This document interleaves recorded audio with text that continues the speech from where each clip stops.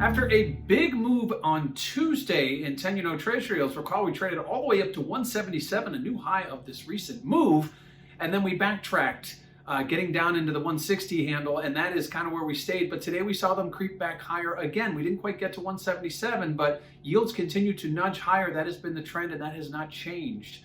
And as we look at what's going on around the globe, global reopenings are being stalled, not necessarily domestically here in the U.S. But we're seeing that over in Europe. So those higher yields may start to slow. We may see a slowing of the rise in yields, at least until they can get some of these lockdown issues put to rest. But 10-year note yields here, seeing yields again creep higher. Didn't quite get to yesterday's 177 level, but we're darn near close to it.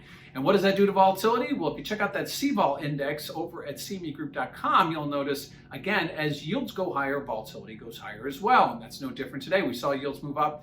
We saw volatility go up. After we saw yields creep lower yesterday afternoon, volatility, while it remains elevated, was off the highs and kind of settled near unchanged on the day. Today, we saw volatility continue to push higher as yields went higher. And again, we had it getting ever so closer to a holiday weekend. Lastly, what do we have ahead? As the aforementioned holiday weekend comes, we do have a few numbers. Yes, we have the jobless claims number. Today we got ADP. ADP was strong, but not quite as strong as expected. So that's what caused us to kind of see yields drift lower early in the session. Tomorrow we get claims. Claims is coming off of a very low report, still trading 2.5, 3 times what it was prior to the pandemic.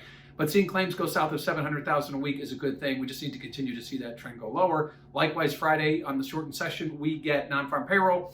There's expectations all over the map, kind of between 650 and 750,000 new jobs. It'll be interesting to see where we actually come in. I'm keeping an eye on the unemployment rate, which continues to tick lower. So 10-year Treasury yields continuing that trend of higher yields, higher hope and optimism that the economy opens up, and we get those jobs numbers Thursday and Friday to see.